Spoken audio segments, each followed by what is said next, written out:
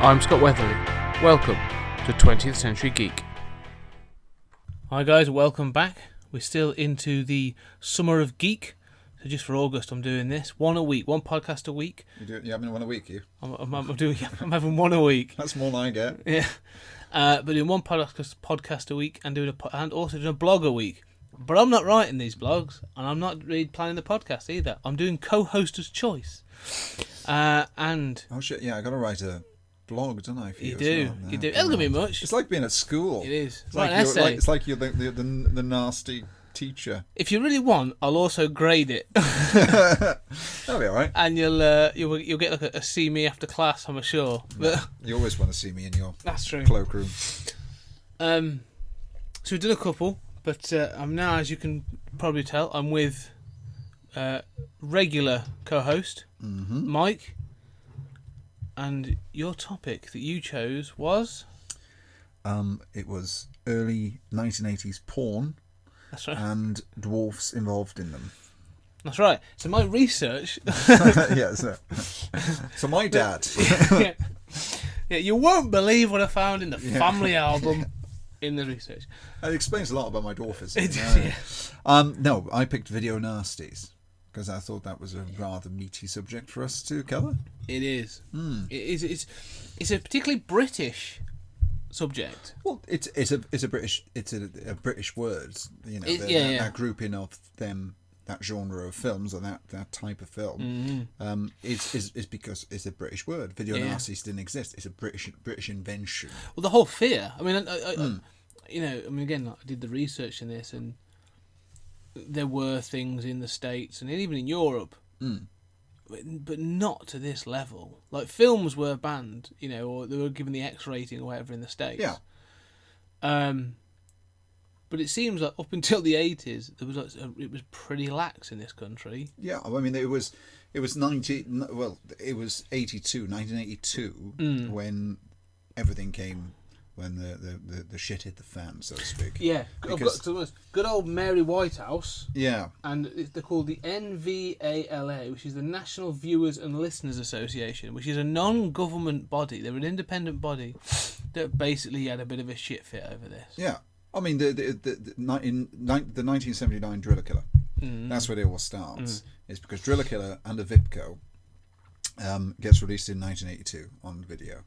And Mary Whitehouse loses her shit. Do you know why? And this is what I was really shocked. They shot themselves in the foot, right? Oh, well, I've never seen that in the film. Was that cut? No. Yeah, nothing was cut. No, Vipco released full-page advertisements in what would have then, I suppose, the been Beano. Yeah.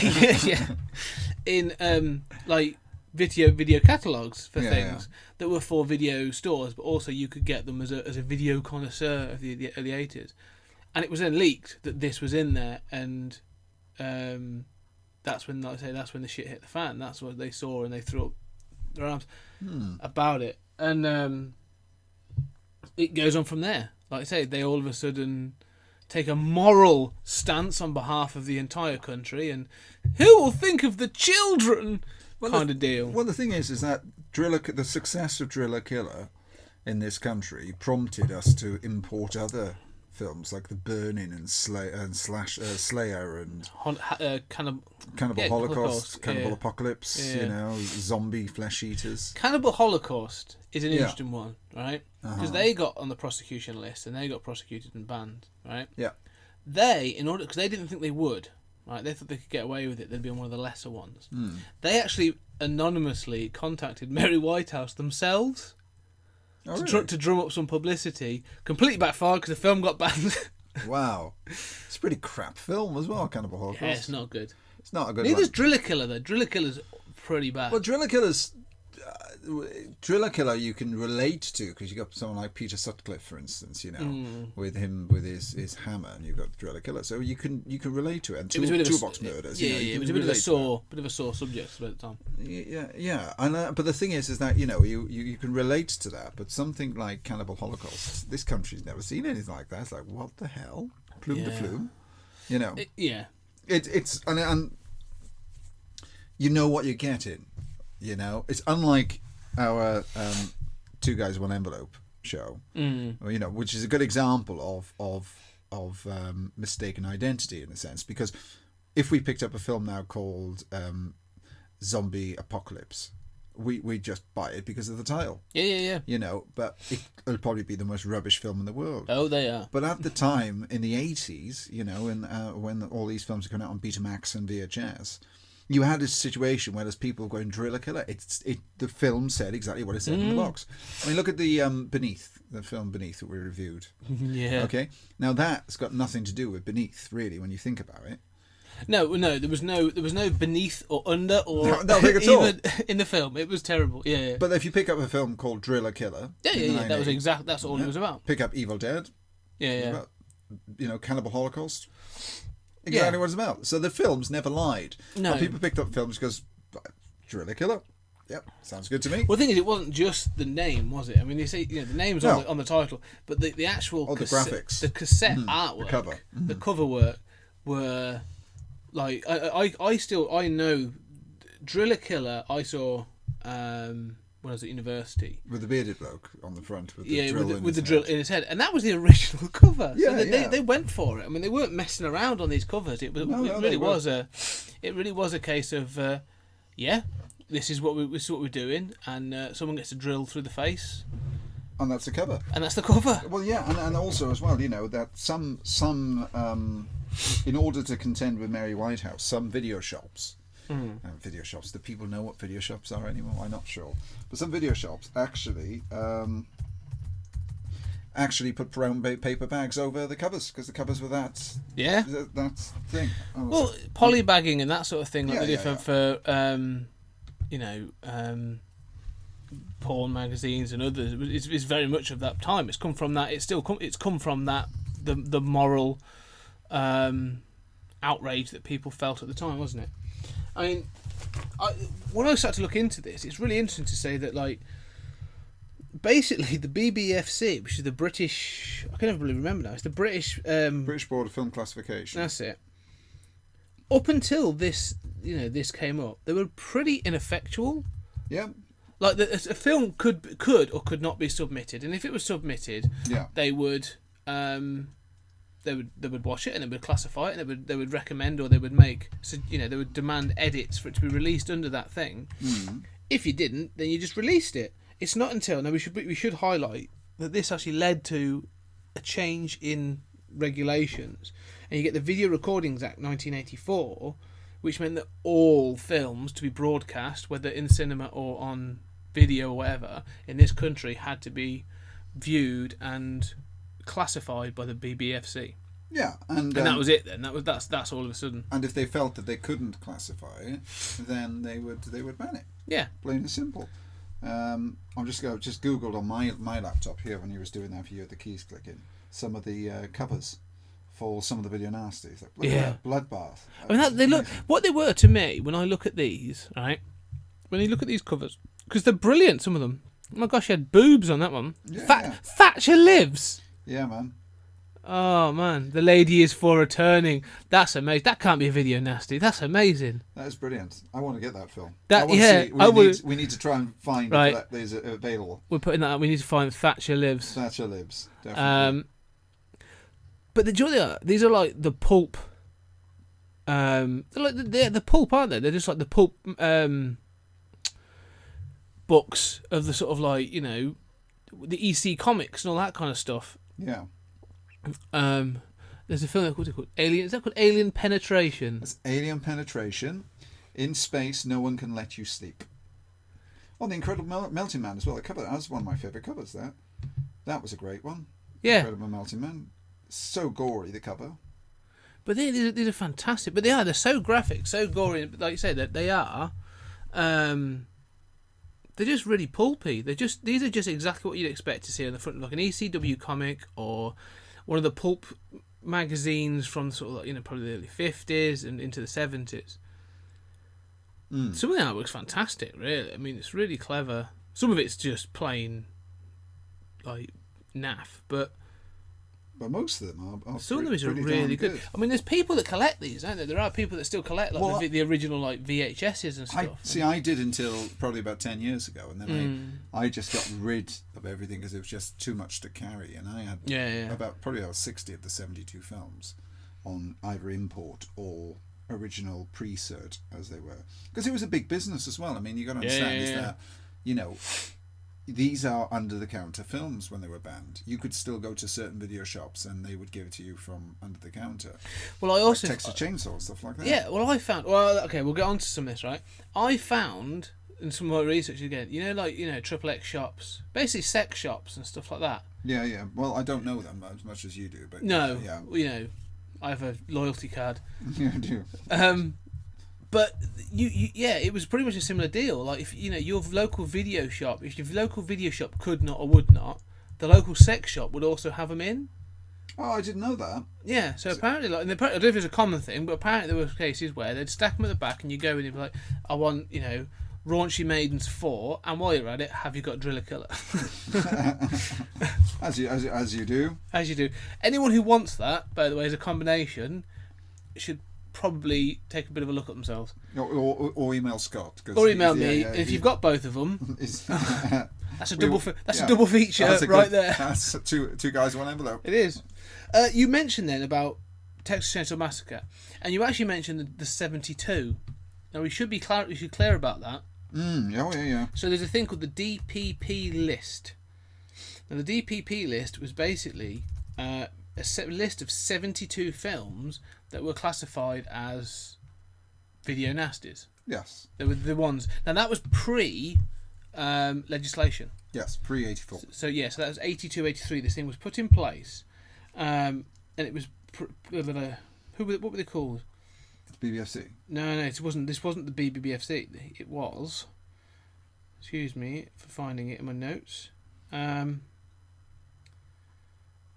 It was a government body, but it was pretty much non-affiliated with them. But the list you mentioned, and you mentioned the Texas Chainsaw Massacre. It's not on the list, is it? It's not on the list. No, it's not. It's a non-prosecuted. It was recorded as a video nasty, yeah. But it was a non-prosecuted film. Like, they couldn't, because there wasn't enough blood and guts in it. Yeah, same as The Exorcist. Yeah. The Exorcist is one of these things that was, you know, banned, but no, it wasn't banned at all. It was uncertified. That's the thing.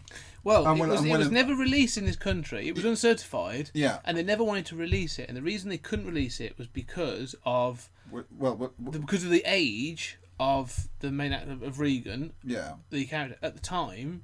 They wouldn't. The BBFC would not certify it because of her age and the you know, all this other stuff. And so the company's like, well, won't bother then. Yeah, and I think that's what it was. It wasn't William Peter Blatty that actually says. Oh, I can't remember. Might be getting confused with my video analysis, but I thought it was he withdrew it and said, "You're not cutting my film."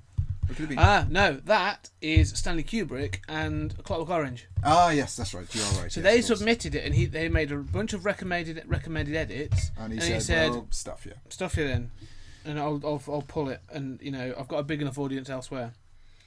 So I've got the list here, by the way, and the covers. Can we just say as well the other thing, a very British thing as well? Which newspaper can you believe got on its high horse and again was well behind obviously Mary Whitehouse and I'd say the Sun probably. It was the Daily Mail. Really, was at the Mail? Time. Daily Mail. Okay. Joined forces with the NVALA and Mary Whitehouse and had this whole moral crusade about saving Britain and all this other stuff. That reminds me, how is your wife? What's that good with the Daily Mail? That's what she has a Daily Mail when you're at work. A Daily Mail. It's a put at my expense, but it's quite clever. So I'm gonna let that one slide. Yeah, that's cool. So I have pulled some names from the list. Now, when the 1984 Act came into force, there were 3 sections to the Act, and they listed out the films. So you can hear me just. That's my list there. That's your list, yeah. So, prosecuted films. Okay. So, do you know any of these? I Spit on Your Grave. Yep, got it, seen it. Yeah. The Last House on the Left. Wes Craven. It is very, Yeah, got it, Cannibal Holocaust. Got it, seen it. Night of the Demon. Got it, seen it. Yeah. and The Driller Killer. God, it's in it. Yeah. So those. That's pretty good. I got all the prosecutor ones. Well, there's loads more, but these are ones I just pulled out that probably more people will have heard of. Yeah. Of those, Night of the Demon. Oh yes, yeah. Right. Was actually not a bad film. Still not entirely sure why it was banned. I've got the uncut version upstairs. I can lend you there if you want it. Okay, yeah. The Arrow version.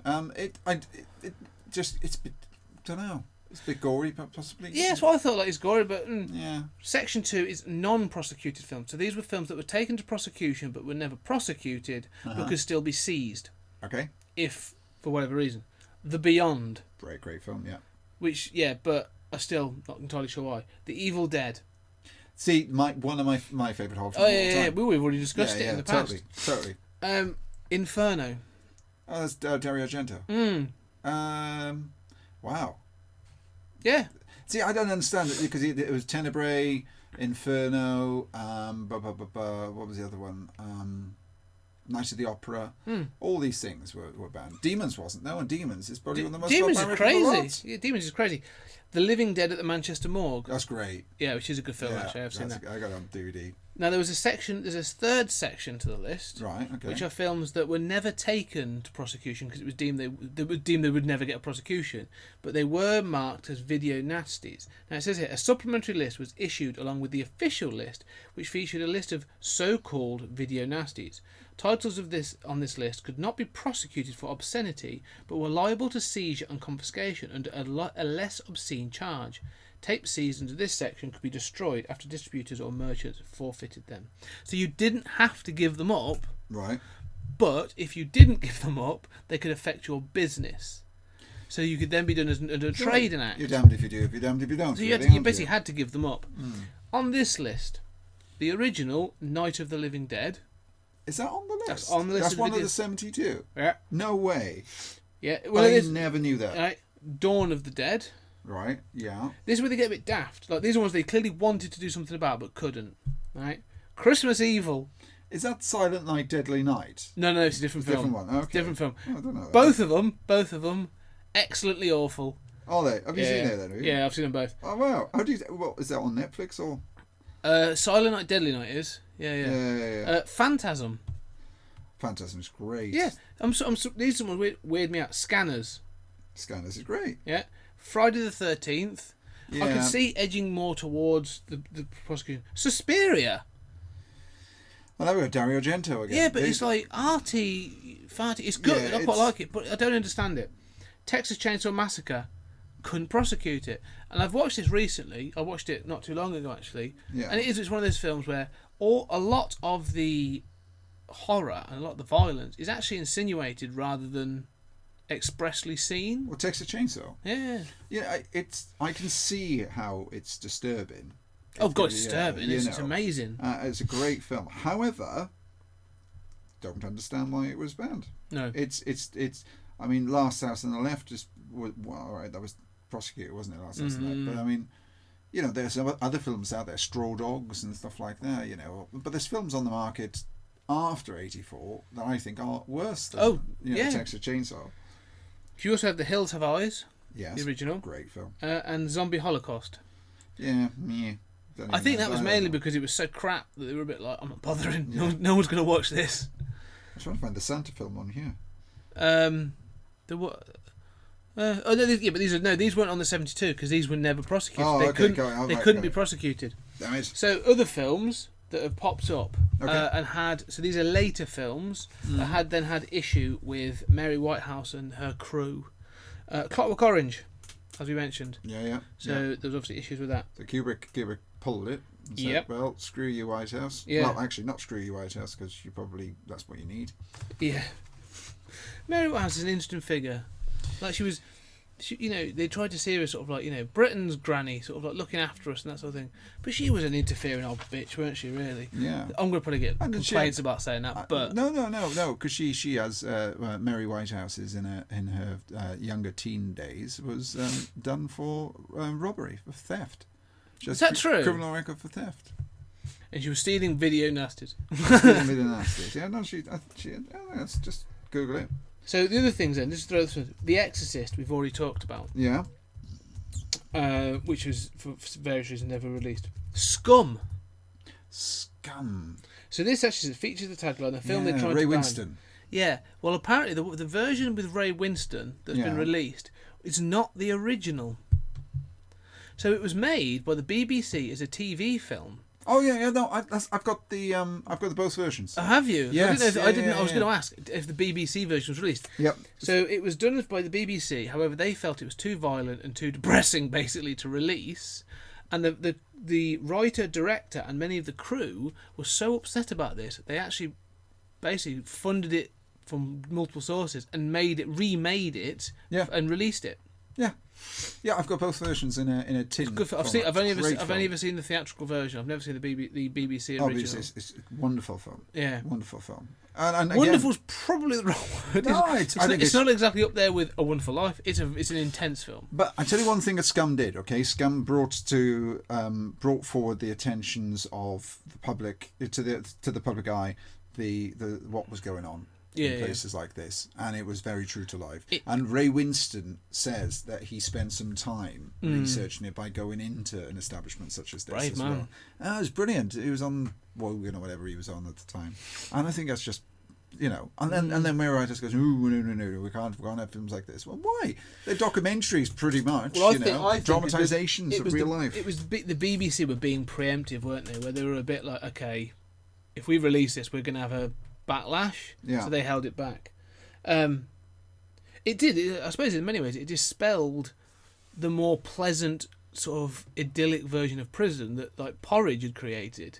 This thing of sort of like honourable thieves chumming together against the sort of the nasty hierarchy type of thing. Yeah, exactly. So I find that interesting. The third one I've got in here, or the last one, sorry, the last one I've got in it is a bit of an interesting one for me because all of this, and let's be honest, you're a couple of years older than I, not much. About one, isn't it? 1 year? yeah, something like that. Maybe 1 decade. How old are you now? 35. Yeah, I'm just I'll be 36 in my next birthday, so it's not too. And you've been 36 since 1997. Maybe.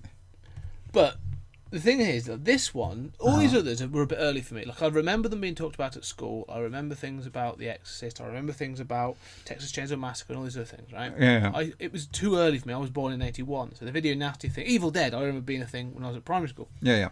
Child's Play 3, however, not early 90s. Yeah, 93 is it? I think so, 93. Yeah. Now this was obviously linked to the murder of the young toddler, I think, really, too, Jamie Bulger. Now, apparently, no. Yeah, I know. We've had a discussion about this, haven't we? It's been the police and everything have sort of like really pushed it and said, no, it's not linked. They may or may not have watched it, but we can sort of say it's not an influence. Like it was a complete.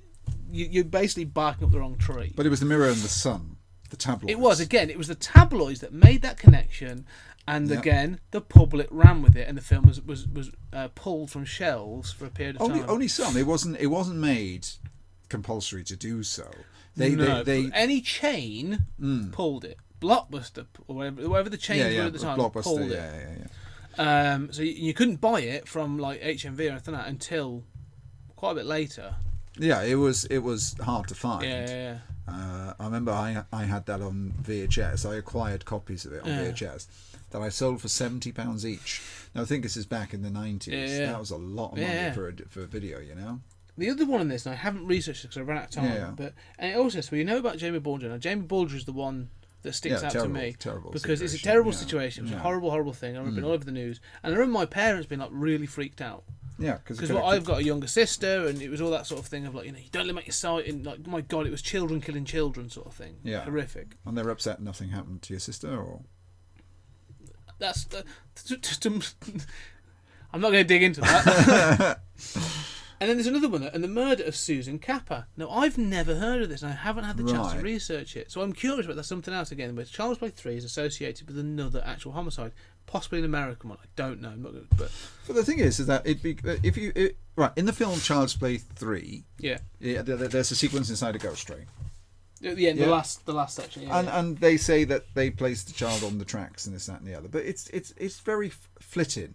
It really is. There, yeah, and then you have to compare, and this is my bugbear. Okay, with this is because you have to compare this film and its death toll, and its sequence of events of what goes on, and compare that to Indiana Jones and the Temple of Doom, right? Right. And now the death toll for Indiana Jones and the Temple of Doom is something like about 70, whereas Chucky was probably about 7, I think, something like that. Also, in Indiana Jones and the Temple of Doom, there's actually bodies placed on tracks and trains hitting the carts hitting the track, which actually somersaults the car. Yeah, somersaults the car. Yeah. Whereas in Chucky, in Child's Play 3, this does not happen. Now the fact that they put this right. The thing is, what you're saying that you are talking logic. Yeah. Right? You are sat there saying, well, I know the film, and I was having obviously seen the events and remembering the case as it was presented or whatever in the papers. It doesn't fit, right? Yeah. You're as a normal person. They obviously wanted to sell papers and everything, right? Now, let's be honest though. All of this is complete and utter crap. The video nasty scare, everything, this moral crusade, it's crap. Right? And I'll stand by that for one simple reason. It happens time and time again. Right? This is no different to the Wortham paper. Dr. Wortham that brought forward a paper called "The Loss of Innocence" in the 50s, which basically said that comic books, horror comics, ECW, crime comics, and all the not ECW, EC comics, crime comics, even superhero comics. That he insinuated that Batman and Robin were a paedophilic gay relationship, and it was clear in the comics that was the case, and all this other stuff. And that he outright lied, and edited interviews and stuff to present this evidence, right? Wow. But the result was that he said it was corrupting our youth, and it was going to create more violent people. He was corrupting our youth by doing that. Yeah. And anyway, I think Robin is above age and consensual. Well, it depends. But the point is, it created the comic book code that the comic books had to adhere to. So you get legislation out of fear. It's exactly the same thing. Now, the fact is, these films were being released, and were kids seeing them? Probably. Most likely. Well, yeah, they were. Let's be honest, right? That's the parents' fault, so. But I'll be also, this was 82. Any kid that was watching a VHS in 82 was not in my local estate, because they were fucking expensive. Yeah, they were. A VHS in 82 was not cheap. No. They were creme de la creme. This isn't like today, where it was like, oh yeah, I've been streaming Driller Killer, or like your kids or anything accidentally getting onto Netflix and watching something she shouldn't. It's not that. It wasn't that available. So this moral crusade, it was such garbage. But the interesting thing is, Mary Whitehouse said in one of her speeches, by the way, I found out what Mary Whitehouse was arrested for child porn, apparently. But let's just clarify that, right? Because this is going to go into the public domain. Yeah. You're joking. What's that? You're joking. I'm only looking at your notes. So allegedly. No. Mary Whitehouse made a statement when she's saying about the video nasties, one of her speeches, and she said, "We are shutting these companies down. We're stopping them from making any more money out of this barbaric and horrible stuff." Well, words I'm paraphrasing, yeah. And she did the exact opposite, because what she did is that she created a demand for these films. Now, video distribution happens quite interestingly because most of these video nasties are imported films anyway. You've got the Italian horrors that come in, and you've got the American horror slashers and things that come in. And very little of them were actually British-made companies that actually make these horror films. More or less all imported. And all that happened is that the companies who made films like Texas Chainsaw and the distributors, they'd say, get this film now banned in the UK. And there was their pitch. Well, that's what we just said. The one I was talking about, what was it? Cannibal Holocaust. Yeah. They're the ones that they knew that. They're the ones that contacted Mary Whitehouse anonymously because they wanted the cred. Yeah. To be a banned film, it was like having an ASBO. It was a badge of honour. Like, we are a banned film. Yeah. We're that bad and disturbing and gross and gory that you want to see us. Yeah, totally. It's a bit like there was one of the ones that's on this called Faces of Death. Yes, I've got the box set upstairs of all of them, every single part. Okay, I've only ever seen there was one cassette. Okay. Oh yeah. Just the first one with Faces of Death 1, whatever it's called. Yeah, it's just called Faces of Death. Faces of Death. Yeah. Right. And for years I'd heard about this. Right, for years when I was at school, everyone was like, "Oh man, yeah, it's a video cassette and it shows people being killed and it's got this and da, da, da." And I'm like, "My God, this must be horrific. This must like really damage you." I remember watching it when a friend's brother had it, and we finally watched it. And I was like, 10 minutes in, I'm like, I'm just bored. Like it's shit. Yeah, I mean, it does though. It does. I mean, it was a documentary and mockumentary at the same time. I guess not necessarily mockumentary. It's the wrong thing to say. But I mean, some things were staged.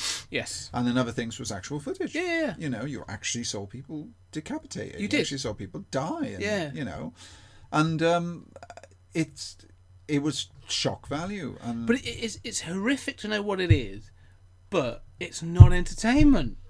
No, it's not entertaining. It's not very good. It's fascination, isn't it?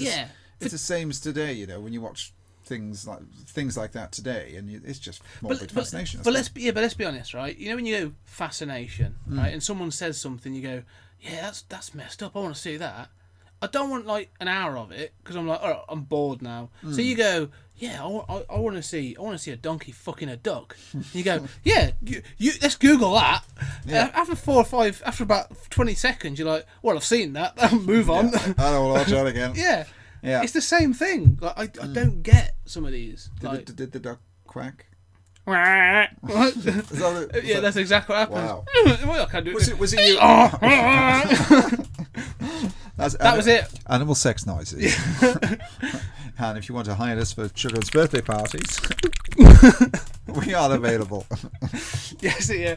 Bar mitzvahs and farmyard barn dances. Foley. That's the Foley noising. That is. That's a donkey ravaging a duck. They hugged after. So, yeah. I mean, it's like that newspaper article I saw when it said "man held after rape," and I thought, "Oh, how sweet." That's it. No, yeah, it's a strange world we live in. Anyway, so I do find it interesting, but again, it's that thing. It was a scare. But it's a scare generated by people that feel they have a moral crusade and they're looking for something to hate. It happened in the 90s, right? Yeah. You get gangster rap and you got computer games. Computer games in the later 90s. Yeah. You know, I remember Max Payne, Manhunter, we talked about a little while ago. Resident Evil. There were people going against that. Oh, there's kids playing these games where they're killing Grand people. Grand Theft Auto. And that was in the early 2000s. A 2D, over the top, over the top view. Bird's eye view. That's what yeah.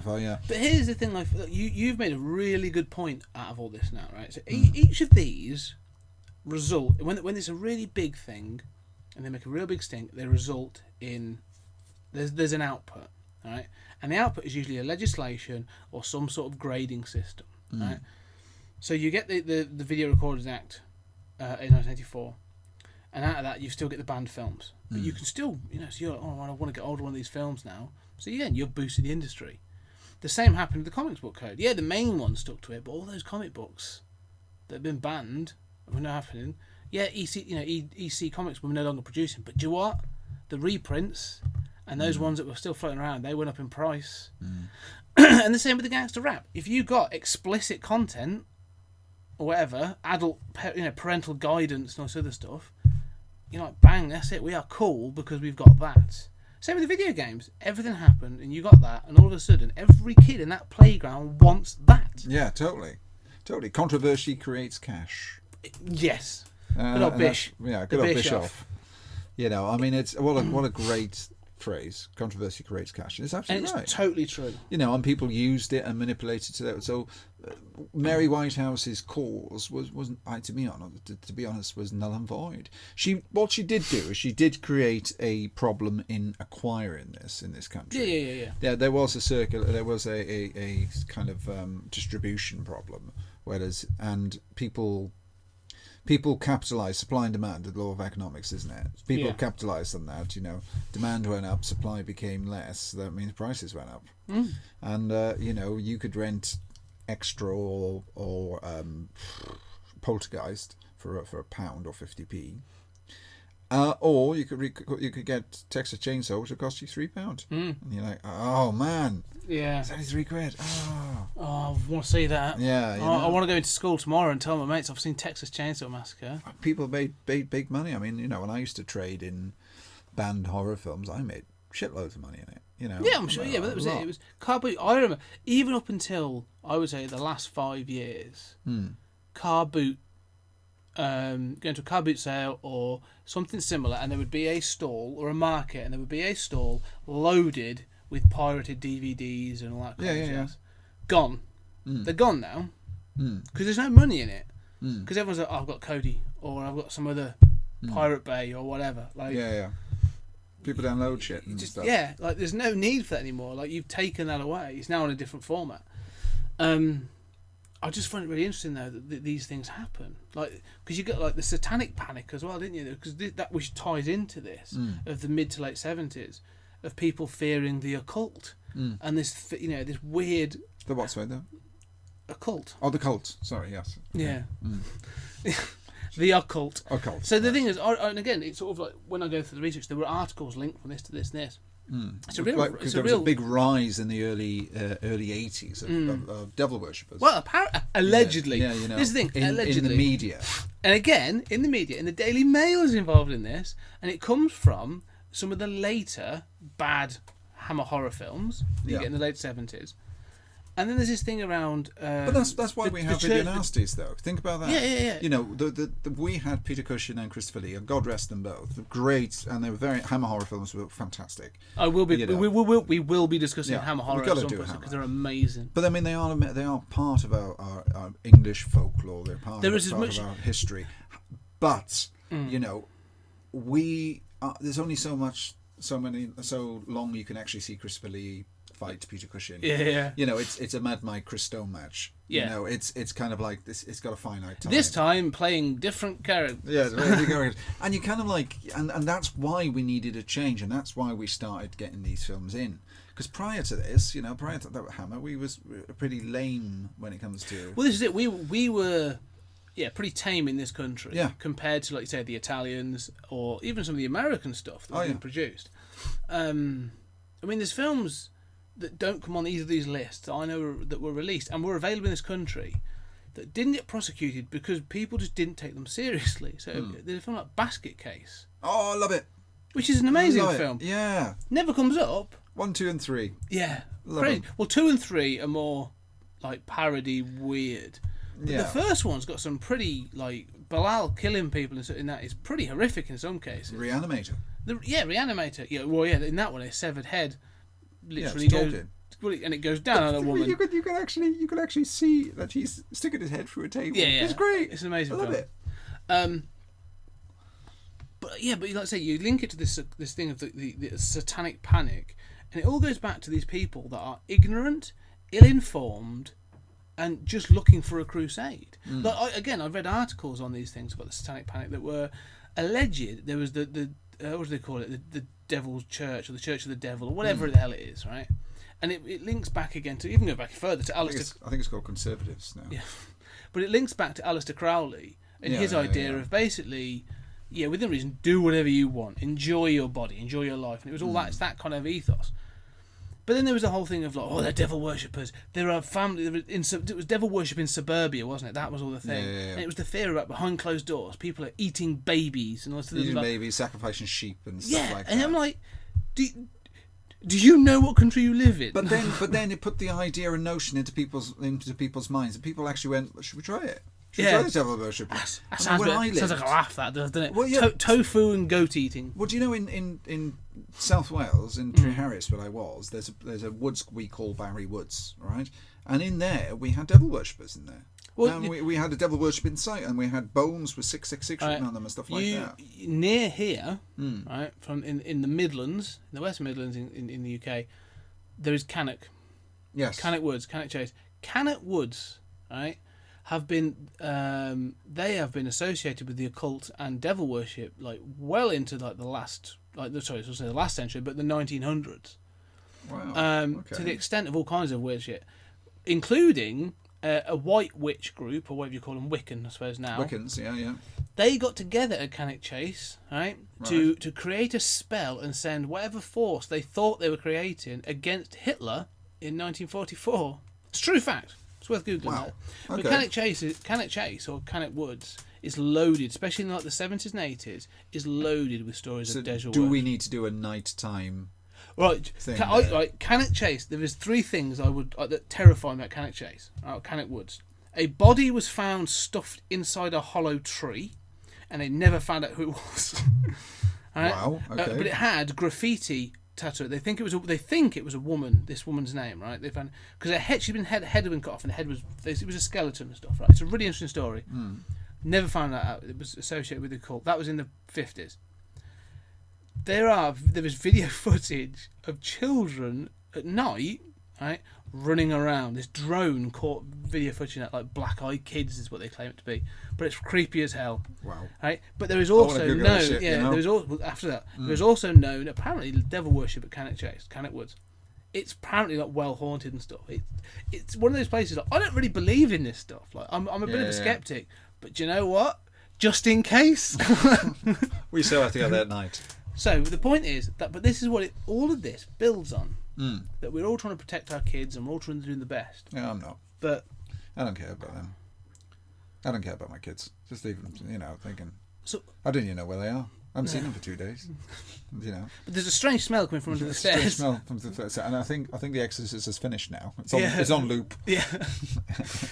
But no, you're right. It is. It is about self-preservation, isn't it? It's about we are trying to protect our kids from this. So if someone says something is wrong, then we won't. For instance, if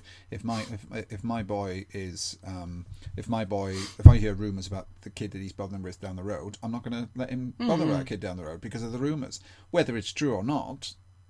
Is immaterial, and that's the thing with video nasties. If they're saying this, if you watch this video nasty, it's going to make your children do this, and this, turn them into serial killers, devil worshippers, satanic occult members, and then you're just going to go, well, do you not seeing that then? And then if you program the adults, then the children have to follow what the adults say. But I didn't. I rebelled. Well, that's what happened though. All these teenagers and all these others did rebel. That's exactly what happened. I mean. The weird thing is that the guy that was running the BBFC at the time, he ran it for many, many years. He actually retired in 1999. And when he retired, the new guy stepped up, and the new guy was like, "This is rubbish." Yeah. So he actually made it clear. Times have changed. That's what he said. Times have changed. And he contacted all the distribution companies and said, "If you want to resubmit any of these films, go ahead. We will happily, we will give them a certification. It will likely be there will be an 18 because that's the top classification in the UK. But if you want to, you can. And then after all, in the years following that, from about 2000 to 2001, you get the re-release of The Exorcist. You get all these films we've mentioned. All these films. I could now go onto Amazon.co.uk and I could buy pretty much all of them. Yeah. I probably wouldn't want to. I probably have. Yeah, you probably have. But you can. And I just, I think that it's just a change of times. Are we a more violent and aggressive society? No, we're desensitized too. We've desensitized through the change in society. There's so much happening in the news, right? That's barbaric. I mean, you've got 9/11, you've got, the terror attacks that are recently in. So we used to seeing this level of violence on television, whereas in the 80s, the censorship and control of the media was so a lot tight. stronger. It was much more of a lockdown. Whereas now, because of social media, because of the internet, because of the birth of getting your information from all these different sources instantly, censorship is much harder to control. And because of that, we are subjected to all these different things, and we are now desensitized to violence. I mean, you think about films that are 12 certificates that have people being blown up and things like this, and a bit of gore, and people say fuck sometimes in 12 films, and it's like, what is a 12? What the hell? Or shit. People say shit in PG films now. Yeah. And you kind of think, when did that happen? When did that happen? Because we say it's a slow transition, isn't it? Like you say. I say to my boys, you can't say shit. It's a naughty word. You can't say shit. And also, they're watching a film, and The Rock says shit in the film, and it's a PG, and I'm like, what? When did that happen? Times have changed, and times have changed in the way we're subjected to this, but we haven't changed as people, because I don't think we've been desensitized ourselves. I think that the media is desensitizing the way in which things are presented. However, I think we've always been the same. I think if we watched a film in the 1980s and watched a film now, we'd still react in the same way to it. I mean, if you watch one of these films now, because of modern effects and stuff, okay, look at it and goes a bit ropey.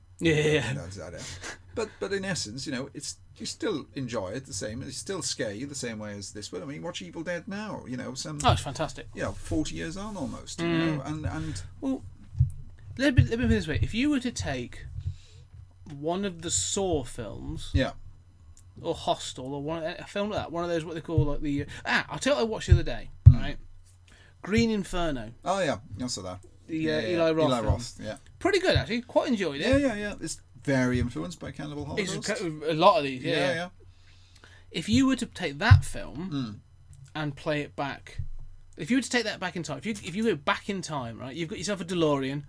You're going to go back in time. Yeah. And you take Saw 2, Cannibal Holocaust, Green Inferno, and one other film. I don't know what other horror film would you take with you?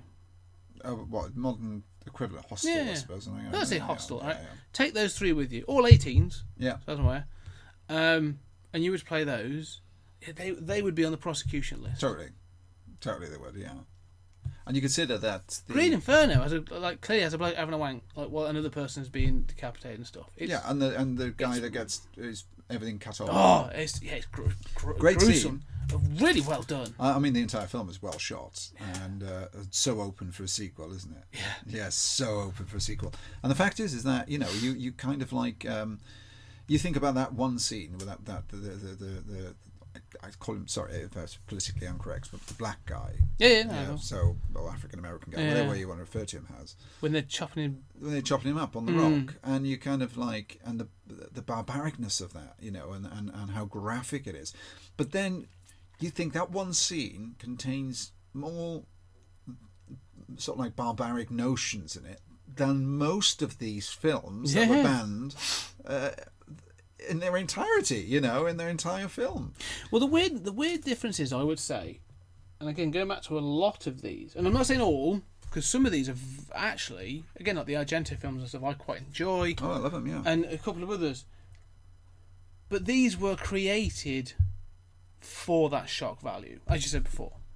The point of the film was for that scene where something happens, like someone's head gets ripped off, or they eat someone, or whatever it is, right? Yeah.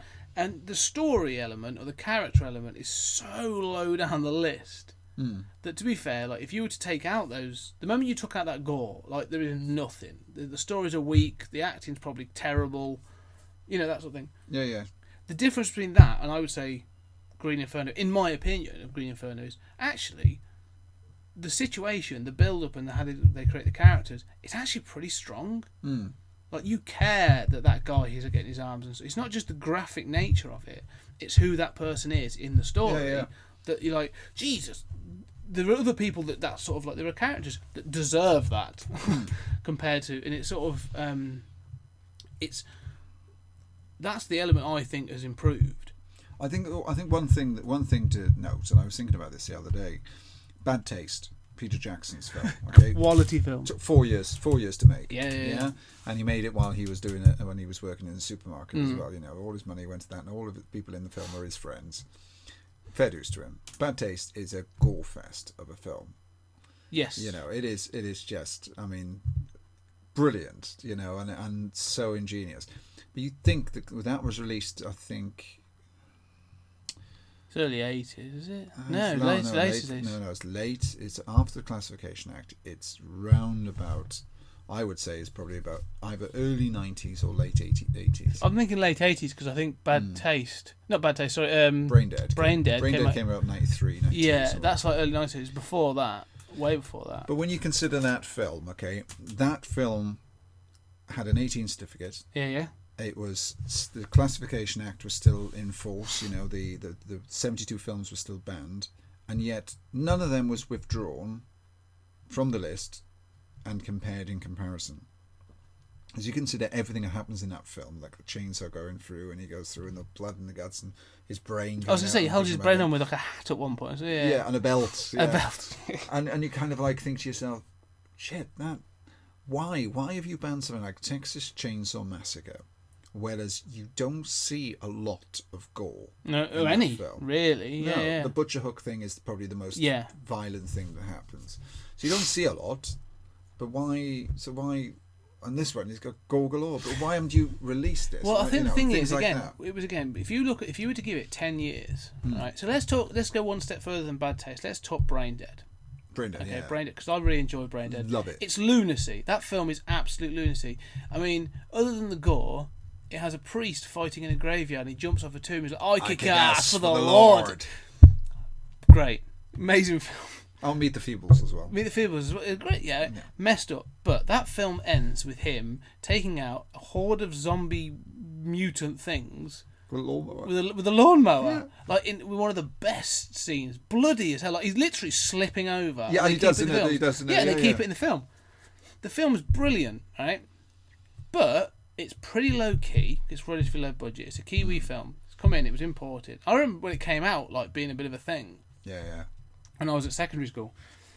But all those films 10 years before, right, that Mary Whitehouse had sort of like thrown her full weight of her, her moral compass behind and all that kind of stuff, had been branded, right?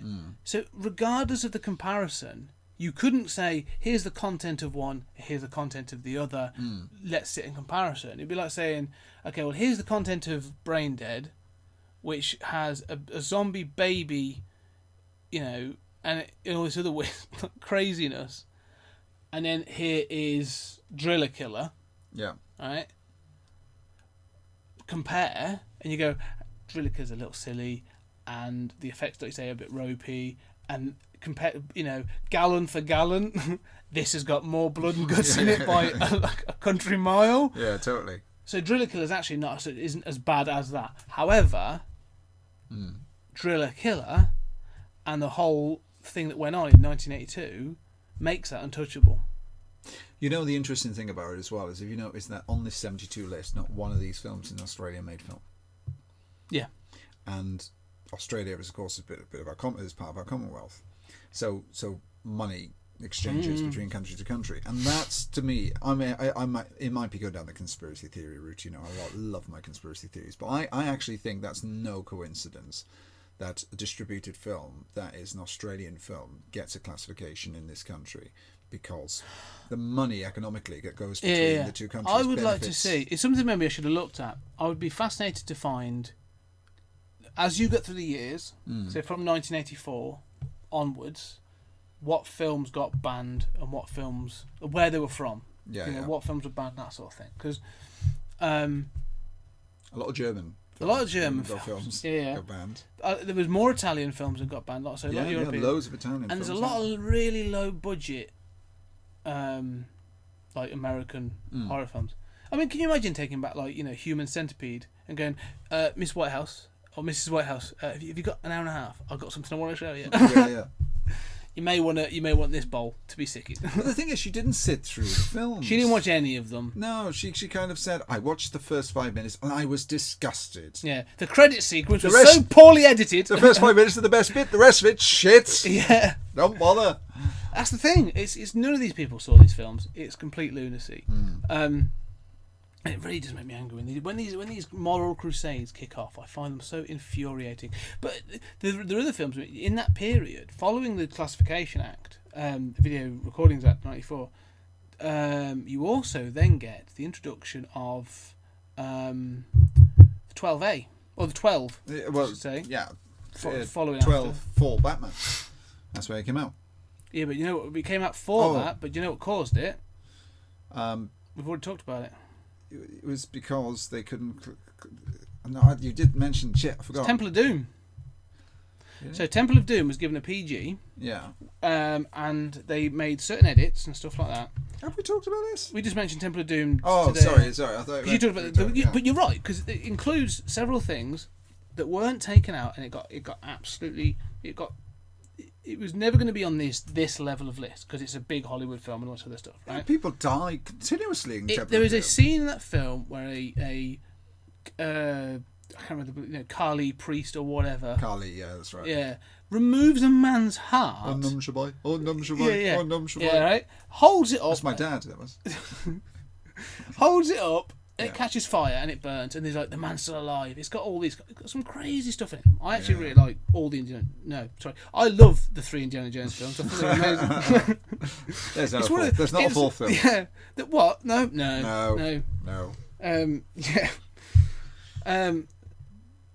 So that film created such controversy and such a high level of complaints that they couldn't reclassify it. They didn't want to reclassify it, but because of that film, they then introduced 12, and then in cinema, the 12 was not introduced on video cassettes it wasn't. Till right. later on, because I remember that Batman was a 12 in the cinema, but a 15 on video. Yeah, on video. Now a 12, obviously on.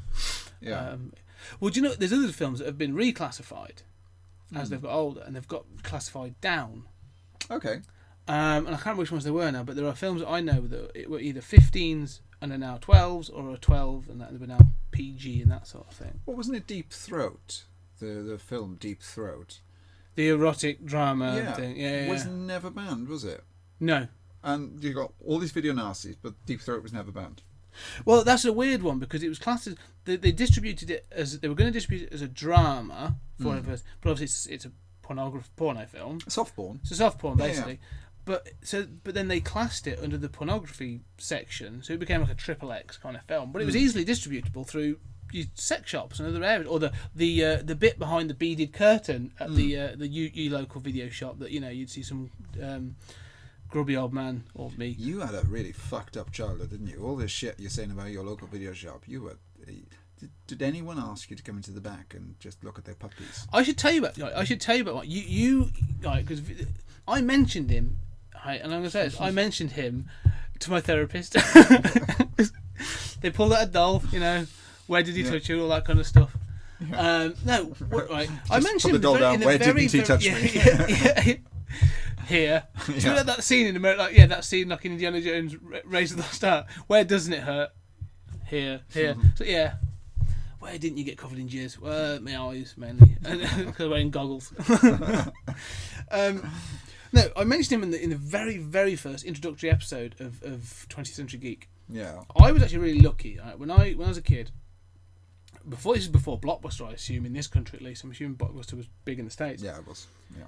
In Coventry, where I grew up, the local estate, there was a video shop, right? And it was a video shop that was with the local shops, the local newsagent, the local butcher, and all this other shit. But there was this newsagent, and the guy that ran it was literally just called Dave.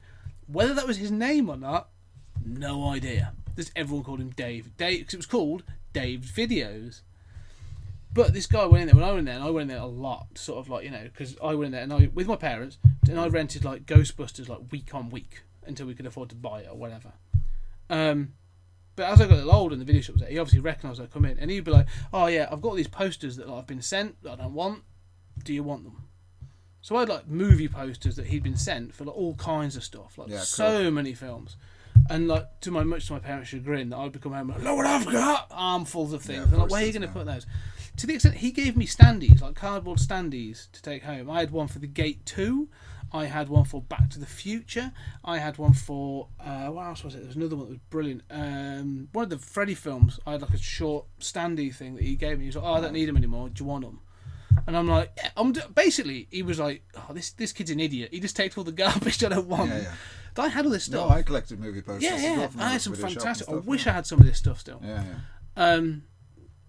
But he was the guy that was sort of like, I watched these films, and he wouldn't go like, "Here's Hannibal Holocaust." But I know for a fact that during the 80s he would distribute video nasties, right? Because it was known in the neighbourhood probably by. Yeah. And it was just one of those most things. video shops did. Yeah, let's be honest, right? Yeah.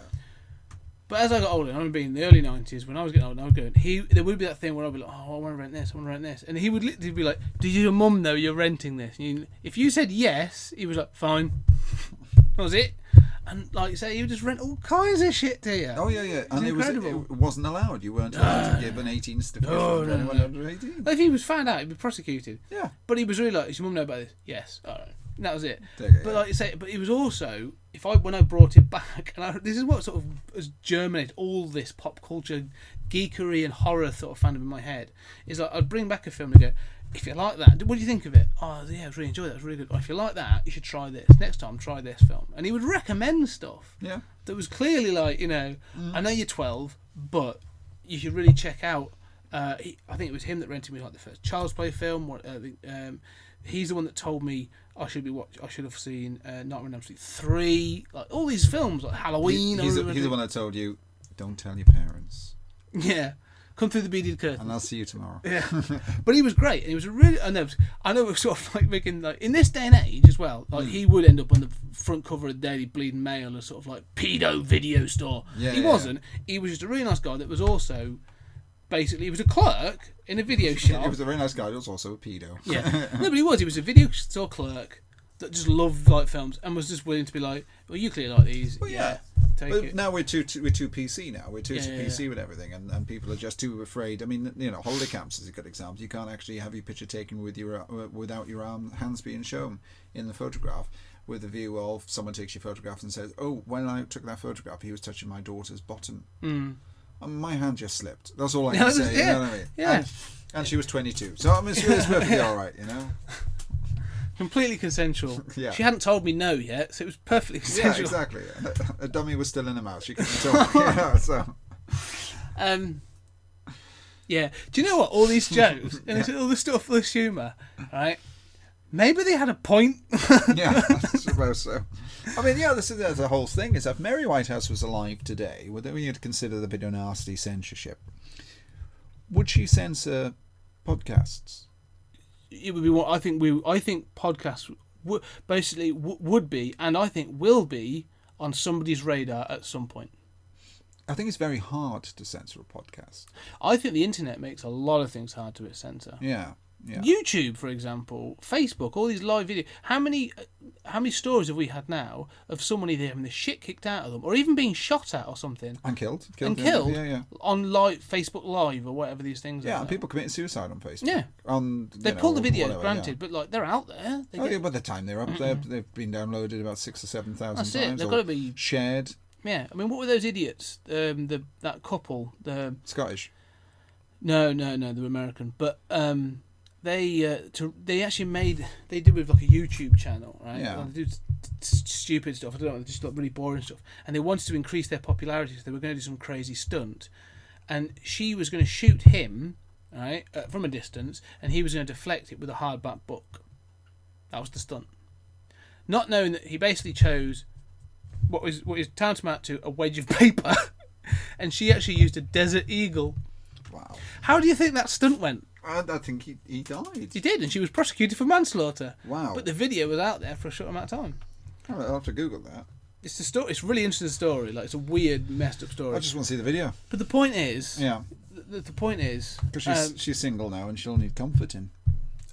Oh, you've probably got prison details. I'm sure you can correspond with her. Probably could sort of correspond. But conjugal visits.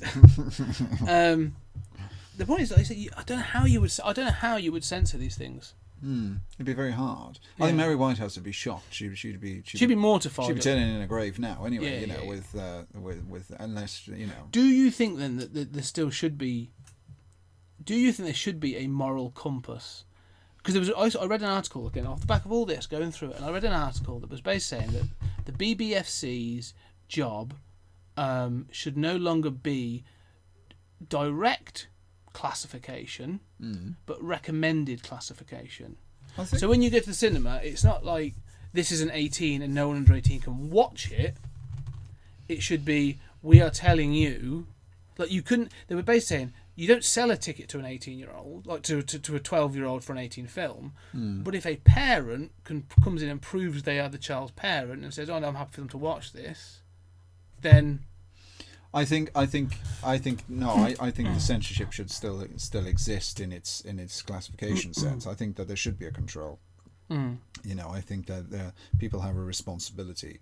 You know, I wouldn't want my children watching the new Chucky film or the new Saw film. Well, especially if they haven't seen the others first. I mean, you've got to watch things in order. You know, but you know what I mean? It's kind of like there has to be that control. Now, when it comes but that rests with you, though. So regardless of whether that's a 15 or an 18 or whatever, like, you know, your kids are how old? How are your two kids now? Like 2 boys. Oh, I don't even speak to them. Okay, right. I don't. But right, let's say under 10, right? So you've got. when I buried them, they were you know. But no, I mean, okay, no, but hang on a second, yeah, because you know, in a cinema, we love our cinema, both of us, yeah. Oh, and I've got my card finally. Oh, have you? Yeah, replacement card. So anyway, we're both limitless members. But, you know, not to say that there are other sort of, like, you know, limitless. There are other lesser valued ones. Yeah. You know, but Odeon's fantastic. And if you ever want to contact or sponsor 20th Century Geek, indeed, I'm also open to. He's very open. I'm very open to any merchandise or being paid off or anything really. Or free limitless membership. Free limitless. So we don't have to pay you each month. That'd be good. Solid. Free popcorn. Free popcorn would be nice. Yeah. Right. Anyway, carry on. So, I think that when we were in a cinema, okay, so they do this classification system, so as you know, it's a recommendation, but you can go in if you wish with an adult. So we're watching, I know some. Well, it was a good horror, Evil Dead, the new Evil Dead film. Yes. Okay, and we're in there, and there's some child crying and screaming. I don't like it. This is so scary, so scary. How much would that fuck us off? Oh no, I agree. Now that part of it. Now that part, I would say, comes down to the fact that I would be going any film like that. I would be going late showing because the child should be in bed. But then again, I suppose if they've been allowed to go to an 18 film, bedtime's probably not really going to be a problem. So there has to be some moral code of some description. There has to be some control, I think. Okay. You know, No. I'm not disputing. I was just curious as to your view on it, really. I think when it comes to the home, that's a different story altogether. So home release then. So all right. So home. The thing about the home is that they were in a safe environment, a comfortable environment that they see themselves. I'm not saying that. Let me just get this straight. I'm not saying that children should watch horror films. Okay. No. That's not something I'm saying. Yeah, I'm not. Yeah, I'm not. Yeah, I agree. I'm not making that stance. But if that was the state of mind that I was in, that I wanted my children to watch Saw. Yeah. Because, you know, whatever. It's a hard life, son. This is what's out in the big wide world. Yeah. And if you go to Africa, if you get an email, you go to an Amazon jungle. That's it. If someone emails you and says, "Want to play a game?" Yeah. This is what happens. This is how I met your mother. Yeah. So, in that environment, they're in a more controlled environment. Of course, there's no other members of the public can be interfered with in an enjoyment capacity, not in a sexual. But also, you know, you can stop it, you can pause it, you can go and take a break, you can do stuff like that. You know, you can control that fear. You know when to retract. You know, whereas if you take them to the cinema, you've paid for the little bus, so they're going to stick to the end, aren't they? Regardless of anything else. This has cost me like 65 quid or whatever it is nowadays. Yeah. So you are going to take your time. You're going to watch this, you bastard. I don't care if you're crying. I don't care if you pissed yourself. You're watching this. So no, I think there should be censorship, and I think that there still should be control like that. And I think it's a good guideline. It's good to know if you pick up a film, and it says something like bubblegum on the case, and you don't know what the fuck this film's about, then you look it up and it's got an 18 certificate, and you're thinking, right, okay, so that you know broadly what the film is about. It's there as a guideline to tell you broadly what the film's about. You know, so and I think that should still remain true. It's interesting that like there's a weird. I have a weird sort of stance on these things. I agree that like I totally agree. Like I will not be taking my kid to see, you know, certain films, or like when they're older though. When they're older, I'll introduce them, and I think you can do it. You know, you've said that before about like you can almost wean if you wanted a child to experience horror or a certain genre of film, you can almost wean them on it because you go totally right. Okay, well I'm not going to show them Saw or The Exorcist, but you know what sort of like was probably classed as a horror then, but not so much now. I might show them one of those sort of like the B movie kind of things. You know what I mean? And wean them up to from the 50s and like Planet. You know, even like the Universal monsters. The good 50s is Creature from the Black Lagoon. Awesome film. Build them up to like they can watch that. I mean, your boys could probably watch Creature from the Black Lagoon now, and pretty much I think they pretty much enjoy it. I think they're 12, but I'm not sure why, to be honest. Yeah, no. But going on that. But the other side of that, you're very right. I'm a big comic book geek, and I love all the comic book films that are coming out. Right, it's heaven to me that I'm watching these films. I've been to see a few of them, right, where the cinema experience has been quite good. I've been very engrossed. I've really enjoyed the film, and I've come out and gone, "Oh, it's amazing! I really enjoyed that." There have been 2 occasions where it has been ruined by exactly what you said. Right, first one was Winter Soldier. Captain America, the second Captain America film, Winter Soldier. Went to see it, and there's a scene at the end where Cap is fighting Bucky, the Winter Soldier, right? And they have a friendship from the past and all this other stuff, right? But one of them's been brainwashed. I'm not going to explain the whole plot. But basically, at one point, he's beating Cap in the face, and Cap's like, I'm not fighting you, you're my friend, I'm trying to remind you. And just getting slogged in the face, like proper taking some hits. And like, I'm enjoying the film, and all of a sudden, I look around, it's like, it was good. I hear his whimpering. And there was a bloke who's brought his 6-year-old, and his kid's got like a Captain America t-shirt on, and his kid's in like tears, proper crying, and I'm a bit like, well done for making it through this entire film without needing to go to the toilet. That's quite a long film. High fives for that. You haven't ruined it so far. But if you're going to bring your kid to this kind of film, like say, you should probably think. I mean, this kid was like 6 or 7. Yeah. And I'm like, it was probably a 12A than the film. He's permitted his kid to sort of come in and see it, but it's a comic book film. It's still gonna have some like violence in it. It's still gonna have gunplay in it. It's still gonna have like punching noise. That you go, I'm not sure you're ready for that yet. I'm not entirely sure you should be watching that. I mean, my kids have watched films that are not necessarily the rating that matches their age, but they're told about things. This is what's going to happen in this film. This is what it's about. So you kind of like, I mean, my eldest is a little bit more sort of like scared than my youngest is. My youngest is a bit more sort of like blood, gore, guts. Whereas my eldest is a bit more of a poet, and I think that's, you can subject people to this. One, if you think it's not going to do them any harm psychologically. You know the person. Yeah, you know the person. You know the film.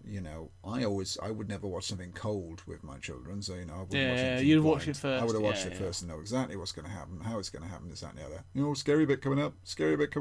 Oh, don't look. That sort of thing. But I think there's some shit ass scary films. There's a film that came out called Small Soldiers. Oh. Yes, great film, cracking film. That is. But it's scary as shit. That's got some real violence in the end, like proper. Joe Dante, with Holes. Holes is an interesting one. Yeah, that's a crazy film. Gremlins, even to an extent, is a bit scary. That's Joe Dante, isn't it? So yeah, I mean, it's you have got some films out there that are geared towards a younger audience that are more scary than some horror films that I would. I saw the opening of Ghostbusters. Oh yeah. That's correct. It's the PG. But when they go into the cinema, when they go into the library, and the ghost, shh, and they raise plan, get her, and that thing turns round. Oh yeah, even today, it's. I swear to God, I can remember as a kid, like literally, like jumping, like my heart in my throat, kind of scared. I still went back for more though, because that film's amazing. Yeah, totally. And like that's there's things like that you go, all right, I'll get past that because that film's. Do Indiana Jones again. Raiders. Yeah. The bit where the guy's face melts at the end. The three of them, like the all different things. With the Ark of the Covenant. Yeah. And they got the SS officer's face, like they all do different things. And it melts. Belloc. His face that melts. That terrified me as a kid. Like that freaked me out. But do you know what? It's amazing. Yeah, and you'd watch it again. Oh yeah. American Werewolf in London. The transformation sequence in that. You know? Yeah. I mean, that's just... We are going to review that because we're going to be doing that as our September commentary. Yeah, but that film, I haven't watched it and I've been holding off because I want to watch it as close as possible, right? We'll watch it together. We're going to have to watch that together. Yeah. Oh, we will, yeah. But I've got to prepare something. Yeah. Alex has never seen it. Really? Yeah, my wife has never seen it. And I said to her, I spoke to her last night about films. She said, I haven't seen this, I haven't seen that. I said, right, so I was talking about the films we're going to do. And I told her about Return of the Living Dead. And she said, it sounds a bit crap. And I was like, it's not your kind of film. I love it, but it's not her kind of film. But I told her American One from London. I basically explained it as a bit of, I was like, we've seen Twilight, right? And she was like, yeah, and she was a bit shit. I said, yeah, this is a better version of that. So it's a werewolf. It's a love story. It's a werewolf. Falls in love with this woman, and it's about how they have to overcome the difficulties. Yeah. She's like, oh, all right. Well, it is. It is a love story. That's exactly what it is. It's Twilight, the way Twilight should have been. Yeah, right. And so I sold her on that. So she knows nothing about it.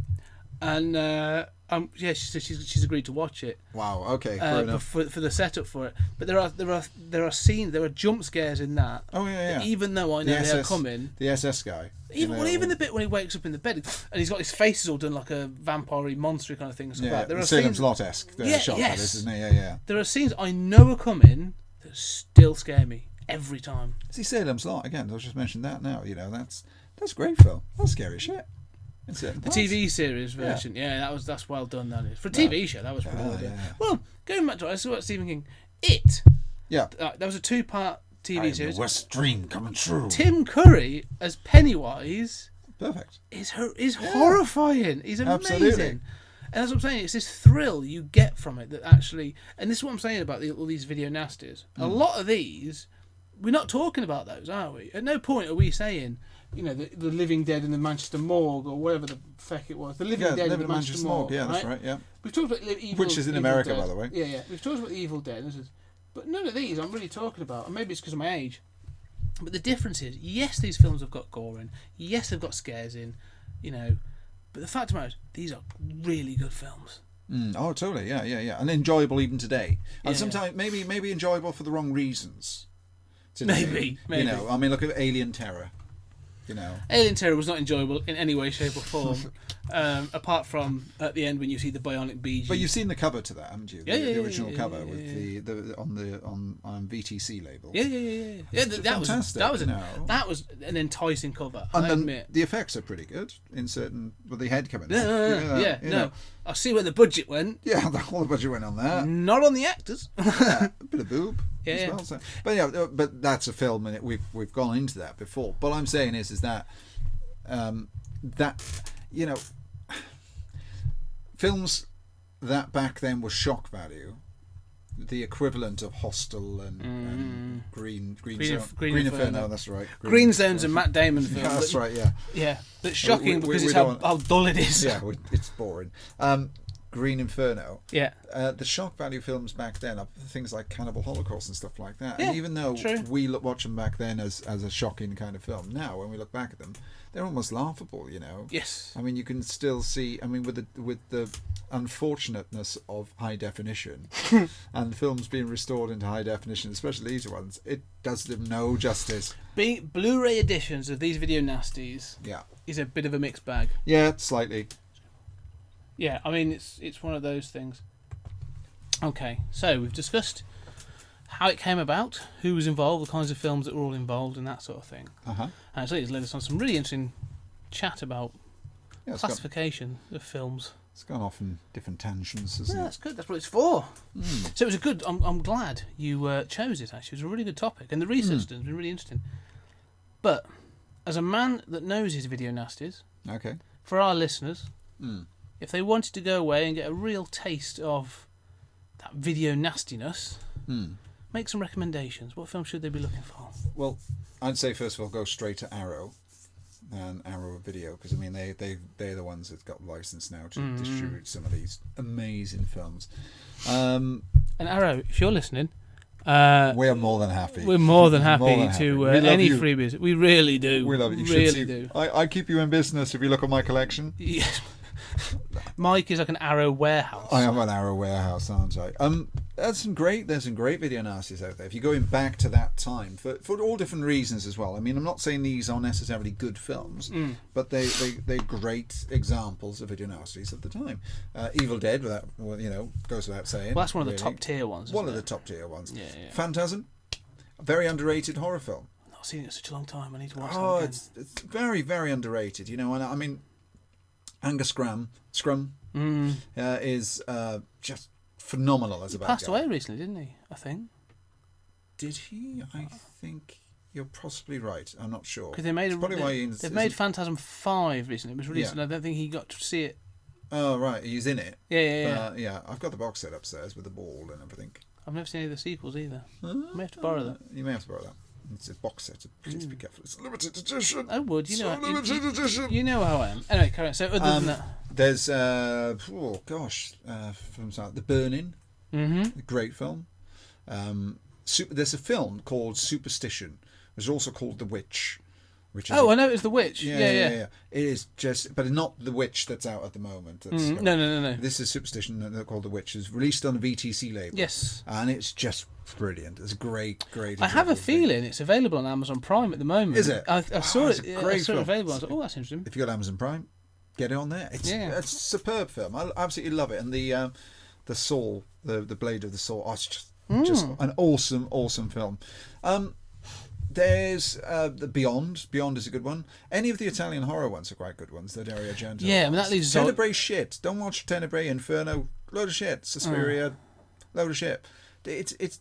Do you not like Suspiria? No, because I think that not a lot happens over a long period of time. Oh, I like that. Suspiria. I love the. Do you know what I love about Suspiria? Because it is messed up. It's a really arty-farty kind of film. Jennifer Connelly, isn't it, as well, isn't she? She's the star. No, not Suspiria. But it's the score for Suspiria that okay, yeah. It's a well-made Goblin. Because it was Creepers, is what they called it over here, wasn't it? When they released it. I don't even know it's Suspiria, but then I got it later, much later on. Yeah. They've got any other films then? What are the?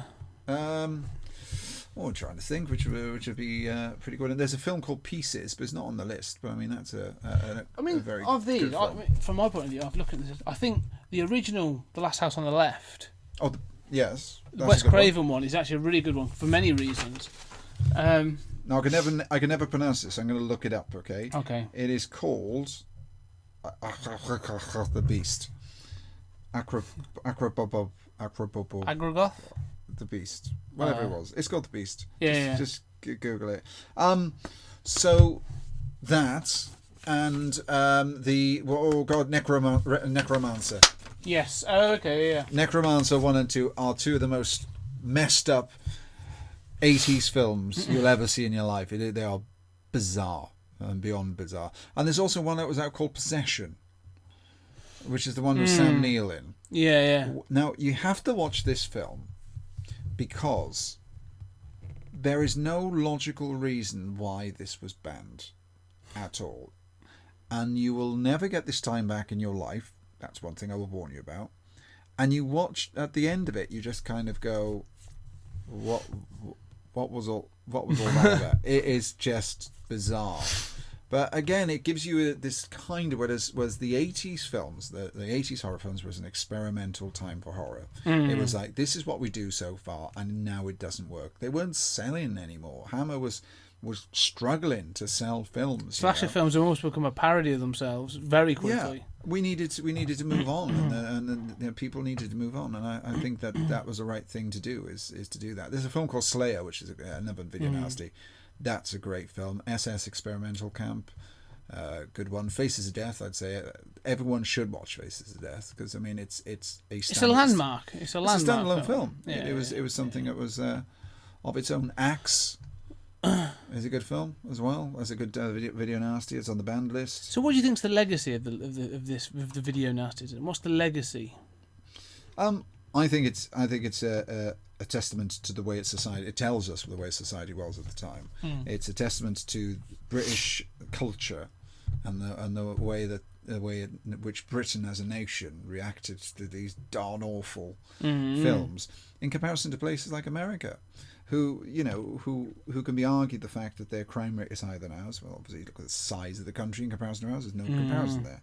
But I mean, the Americans were much more laid back about this kind of subject of violence. We were still in the 1980s, still extremely British, whereas and this, they should mark a time in our society where we actually cared about controlling what people saw, and we cared about the future of our children to the extent that we didn't want them subjected to this, because we're not talking about one woman's campaign. There was lots of people behind. Oh this. Yeah. It was a national movement. It was a national movement, absolutely. But there was lots of people going, "Sod yeah, I'll watch what I want to. I want to watch that now to see what all the fuss is about."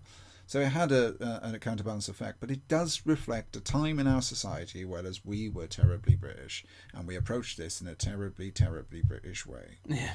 And so the legacy. I think that is the legacy of it. Is that it's a pinpoint. When you look at films generally in this country, there's never been that much censorship in films. Not since, and not prior. No. So it's an interesting moment in history for that sort of thing. I always wonder what will be next. Maybe, like I say, maybe podcasts. Maybe. I mean, computer games got classifications now as well, and that's because of Grand Theft Auto. Yeah. So we've got classifications, literally anything. Are they going to classify podcasts? Well, we have to on our podcast when we say if they're extreme or explicit. Yeah, but I don't think anyone ever really checked. It's a bit of the Wild West at the moment, to be honest. And I think one thing for me personally is that the video analysis, whenever I think of video analysis, and the reason I got such a big collection isn't because the films are any good. It's because it's a part of my life that was so important to me. There's nostalgia to it all. Yeah, and people of a certain age will reflect back to going to boot sales. When you said about going to boot sales, I remember going to boot sales and seeing what films people had for sale. And then he would have to go into the boot of his car, look around and drag out The Exorcist or Texas Chainsaw so you can watch. And the excitement you got when you're watching that. And sometimes it was a ropey copy because it's been copied so many times and they've lost the quality.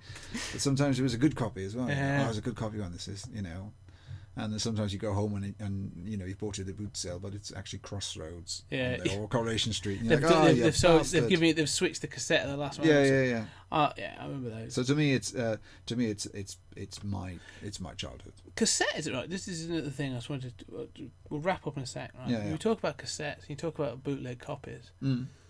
Something else that doesn't happen now, right? That was a massive, massive thing, obviously, when we were kids, is having a VHS at home and you'd record things. So usually, like Christmas was the biggie because all the Christmas films were on, and you'd record those films, right? Yeah. If that film was delayed, you missed part of that film. Oh yeah, totally. Yeah. Right? I had. There are two films. I had a copy of Goonies. Right. That we'd obviously gone, Goonies is on. Quick, get the thing. Record it. Press record, right? And it started. It starts with them at the household. Like, so you've got young Sean Astin and a very young Josh Brolin. That's where it starts, right? When you've got Data coming in and you've got Chunk doing the truffle shuffle, right? That's where it starts. And that's pretty much one of the only version I knew for about 15 years. And I remember buying it on Blu-ray, right? Because I hadn't seen it for a long time. I haven't watched Goonies in years. I love Goonies. And then finding out there's this whole section at the beginning. If the Fratellis escaping from prison. Yeah. And Chunk seeing them drive past. So I was like, this is all like new footage to me. There's an extended edition as far as I'm concerned. Yeah. That happened with that, and it also happened with Back to the Future. Right, okay. So someone, he goes back into the house, and his family are all better, and his dad's like a published author now and other stuff. And then you see, he goes out and he sees Jennifer, and he's got the van, right? And he's about to. That's where someone stopped it.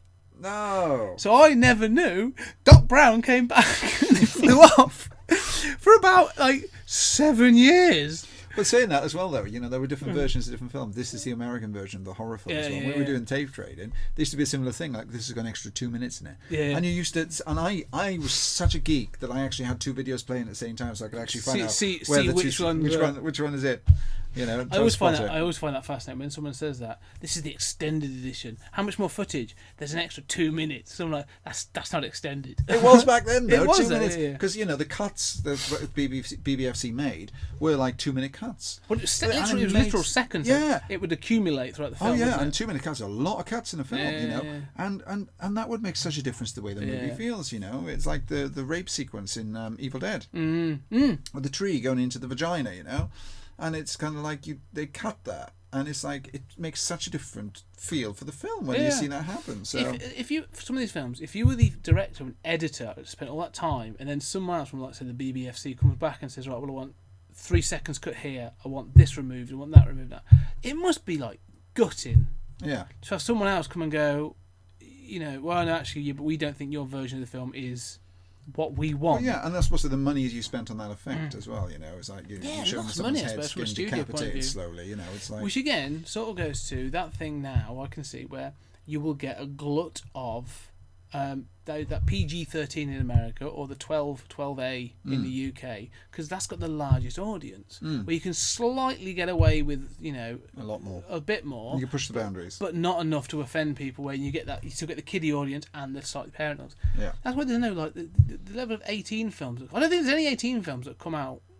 I'll be interested to see how many films are actually in 18 that have come out this year at the cinema. Green Inferno. Oh, at the cinema. Yeah. This is. I might have a look. I'm going to see how many films are classed as an 18. Even horror films like what was it, Blackouts and stuff like that. They're all 15. And Don't Breathe, 15. I don't think there's been an 18 released at the cinema this year. Not on horror. Horror we're talking about. No, at all. Oh, okay. I'm going to have a look. I don't think there's been one. Yeah, probably not. The 18 classification is fading. Yeah. Because you can get away with so much more on a 15. Yeah. Right. It's been a really interesting conversation. That's been good. How long have we gone for? Hour and a half. And I might edit out some of the, the occult conversation. No, I think it's relevant. Yeah. I think it's completely relevant to the topic in hand, because video nasties did have an effect on society and the way people think and the psyche, and they do. And I'll be reading to see what your blog has to say. 500,000 words of just your take on video nasties. Yes, sir.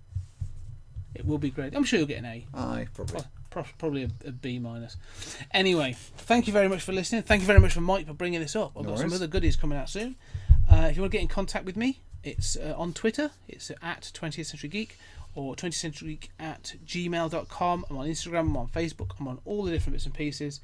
Come and have a listen. Subscribe on iTunes or Stitcher. And if you really like us, a 5-star review doesn't go amiss. I'm perfectly honest. Thanks, Mike. No worries. Next time you and I speak, we'll be doing a commentary on American Werewolf in London. Awesome. So we'll catch up soon. Thanks very much.